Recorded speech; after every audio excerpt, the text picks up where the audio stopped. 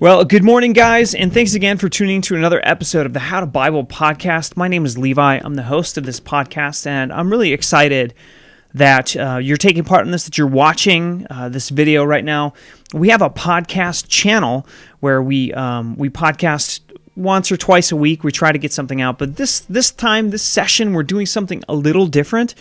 This session, we're going to go over the 21 different Democratic nominees for president and then the 2 Republican nominations for the President of the United States for 2020. So I'm going over some information. I'm recording this one here on YouTube currently.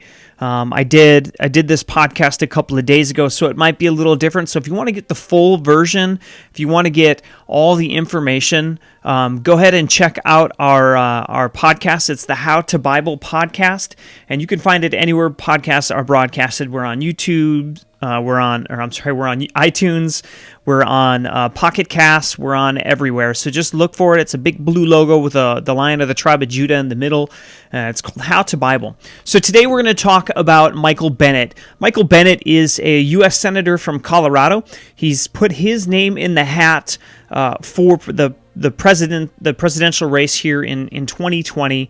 And so what we're going to do is we're going to go over some of the highlights, some of the things that the issues that they're speaking on, where they stand on those issues, and kind of get a better idea of where they're at. Now, keep one thing in mind, guys, that just because these guys have their political agenda listed here on this sweet website does not mean that they're going to stay faithful to that political agenda, okay? They may, in fact, choose to deviate or vacillate or move around or switch their opinion or flip-flop, whatever you want to call it.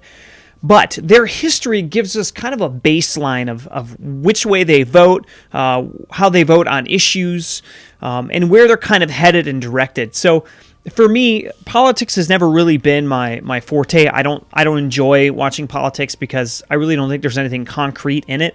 The politicians are always changing their mind, always changing their views on things. They vote with the people, they vote against them, they vote as the people, their benefactors, people who pay for their campaigns. So there's a lot of variables. So I've kind of washed my hands of it for the most part. But coming up in this next election, I really think that it's pivotal for us as Christians to be able to vote correctly. So we're going to talk about a handful of these hot button issues, these issues that I think will really affect everybody for the most part. I don't want to go over every bit of information. I don't want to go over their life with a fine-tooth comb because things change, people change. But the major issues that I want to look at are going to be the ones that affect us morally and ethically. So like abortion, immigration, gun control. These are laws that if he's president, they're going to blanket over all of society. I'm not going to worry too much about what their stances are on family leave because that's going to affect a smaller portion of the population. I really just want to look at the broad sweeping perspective and the laws that may or may not get passed by this individual based on the way they vote. So let's get to it. I'm going to use the website Politico.com. That's Politico.com. And they have everything set up really well, so you get basically their views and their stances in bite-sized chunks, which is really helpful instead of trying to go through all the bills that they've been in and so forth and so on. So again, today we're looking at Michael Bennett, who is a U.S. Senator from Colorado. So one of his stances here, let's take a look at, this is one I find really interesting and I really enjoy. What's his stance on cybersecurity? Okay, because there's a big debate right now trying to figure out who's going to be in control of the internet. Is it going to be the United States or is it going to be China? Are they going to outsource it to China? Because if they do, there's a great deal of control and censorship, I believe, that will come. I have a friend of mine who served in China for 6 months as a school teacher. I'm going to be bringing him on the show in the next several weeks, and he's going to talk about what it's like to live in China, what it's like to go to church in China as a foreigner, and his experiences. But Michael Bennett's take on the cybersecurity. One of the things I really liked here, he said he wants mandatory paper ballots. So that is when we have an election and we're selecting who it is that we want as president or vice president or whatever we're choosing, he wants to make sure that every individual that votes has a paper ballot. I like this idea. It's a bit archaic. However, it removes the accusations of, what President Trump is basically facing right now is the whole, he's colluding with Russia and Russia hacked the elections and that's how he won. I really think that some of the Democrats are just having a hard time still dealing with the fact that this businessman, who's not a politician, is in office and is kind of flipping things upside down on them. And so he wants paper ballots. I think that's great. Every individual has a paper ballot. They count them manually. We don't want another fiasco like with Donald Trump, or if you remember correctly, with George W. Bush, when he was getting elected, when they went through the elections in Florida, where his brother was the governor. There was a major issue there. They were screaming nepotism, that the brother had skewed the votes for his brother George W. Bush. George W. Bush, what if the last Bush we had? I don't know. I can't remember which Bush is which, but the most recent one we had, who took us into Iraq and Afghanistan. So he wants to do paper ballots, which I think is great. There are 11 other candidates as well that have similar views to this. He wants to raise the minimum federal wage up to $12 an hour. Look, here's my take on that. Raising the minimum wage. Keep in mind that the jobs that are paying at minimum wage, the ones that are consistently paying at whatever the minimum wage is, whatever state you're at, those jobs are designed to be entry-level jobs. They're not jobs that you're supposed to stay at and make careers of. Therefore, they shouldn't have to pay you that incredible amount. That job is designed to be a stepping stone. Now, I can hear the arguments already of, well, how are we supposed to survive? And, well, if it's an entry-level job, hopefully you're going to school or you're working multiple of these jobs to take care of those things. Ben Shapiro released a statistic not too long ago for individuals. A lot of the individuals that are complaining about raising the minimum wage are individuals that have families, had families young. And he says, he cites whatever statistic it is. I don't remember where he got it from, but he said there are about 2 or 3 things that you can do to avoid being in poverty, basically. One is finish high school, get a high school diploma, and not get pregnant before you're out of high school. So those are the 2 primary things. I think he had one more, but those were the 2. So if you don't get pregnant before you're out of school or you finish your high school education, you have a better chance of earning a greater income than if you were to get pregnant and have to drop out of school and work a job where you're just sneaking in, you're just getting by. So those are the 2 primary things according to the statistics. If you abstain from those 2 things, abstain from getting pregnant and then finishing school, you have a better chance of earning a larger wage in a different company. But those minimum wage jobs are that way to be used as a stepping stone to move on to something better. We don't need to jack those up so that individuals can just camp out and stay in those jobs forever and never move forward and never be prodded to do greater things, to use their full potential instead of just skating by. So that's kind of my take on that. He also wants paid leave for families. He wants to support that. He wants to broaden that a little more. There are no other candidates that have similar views as far as the $12 an hour minimum wage increase thing. So he does got some stances on student debt. Again, I really just want to deal with the major things. Here's one: campaign finance. He believes that unlimited spending should not be allowed in politics. I agree. So a few years ago, we had that gentleman Mitt Romney running. He ran for 2 election periods. Both times he was not selected, but because of the funds that were being dumped in there, he was able to continue in the race all the way to the end. Having the limited funds during your campaigning should be kind of a litmus test of your popularity. So if you're popular, people will continue to vote for you and you'll continue down the campaign trail. But if you're not, the finances, having unlimited finances may have the ability to carry you all the way to the end, even though you're not a popular or an individual that the people are selecting to be the president. And worst case scenario, something happens to one of the other candidates and we're stuck with, the devil we don't know. So unlimited spending really should be capped at a certain amount so people can run equally. And there are so many people that run that we just don't want, and we've shown that over time. Let's see here. Excuse me. Assault weapons. Here's one that's going to be all over the campaign with the recent mass shootings. Again, people it's not the guns that are doing it; it's the people.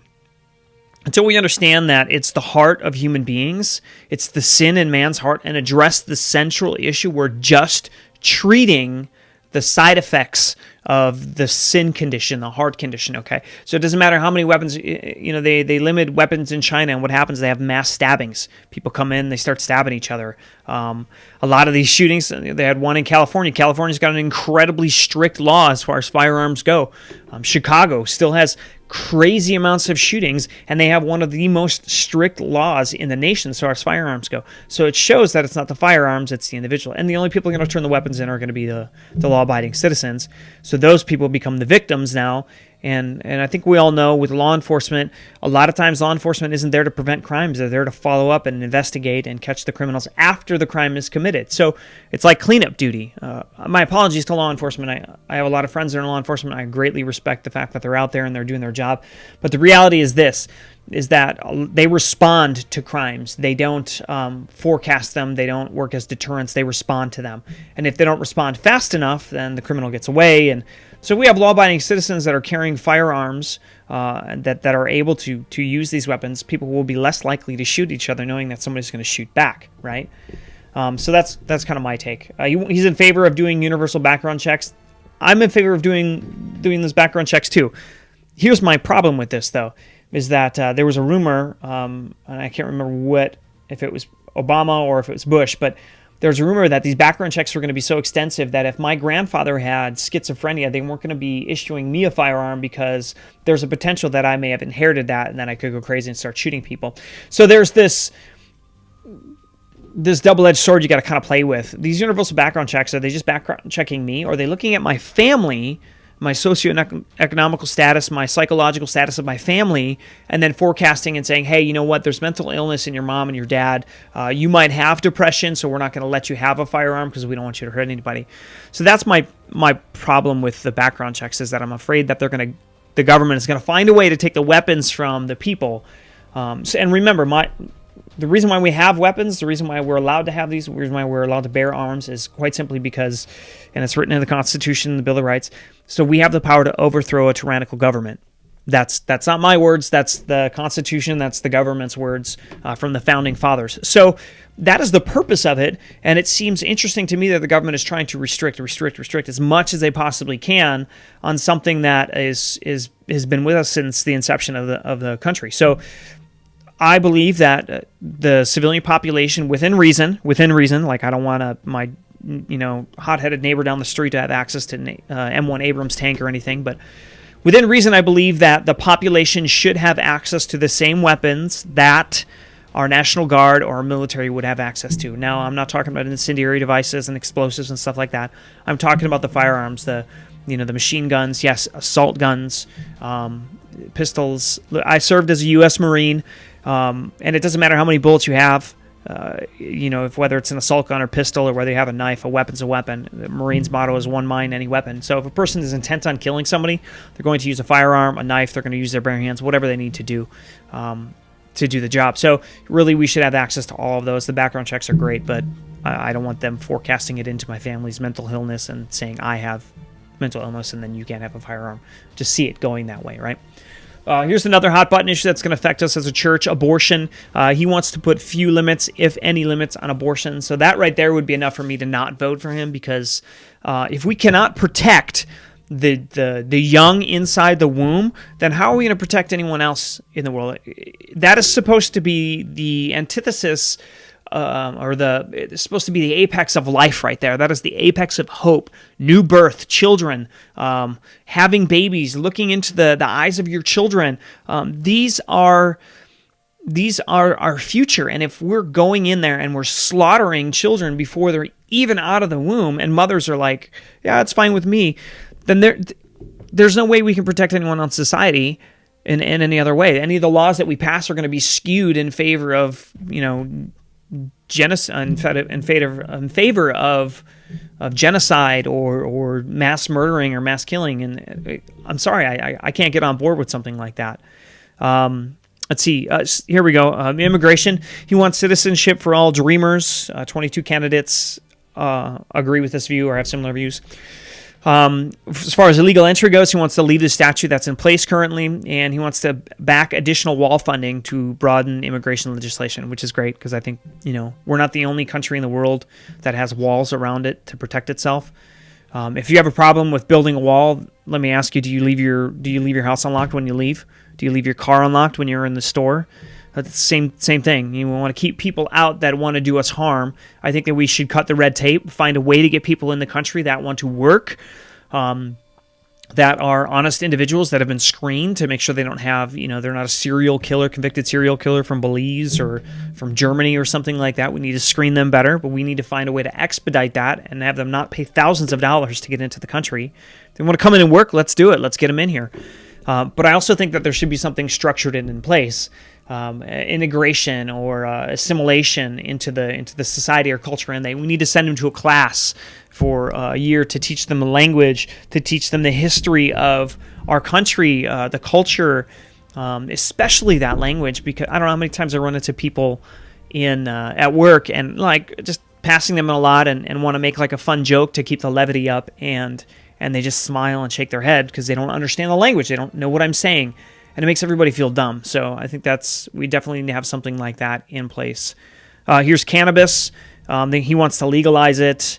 Wants to increase defense spending. Let's see what else. What are major issues here? Technology. He wants to strive for a more stricter disclosure on ads online for social media. And that's about it. Those are the major things that I want to cover. Again, this is Michael Bennett from Colorado. He's threw his hat in for the 2020 election.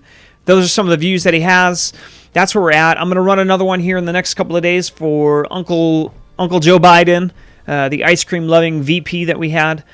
Guys, I hope this is informative. Again, I'm using the website Politico, POLITICO.com. They have a lot of great topics on here. They have all the candidates listed. We're just going to go right down the list. Thanks again for tuning in, guys. If you want to hear the real original episode, the full episode, go to iTunes, look for our podcast. It's How to Bible. If you want to reach out to me, you can reach out to me at howtobiblepodcast@gmail.com. That's howtobiblepodcast@gmail.com. That's it. That's all I got for you guys. So for the glory of the Lord and the hope of the nations, ladies and gentlemen, stay the course.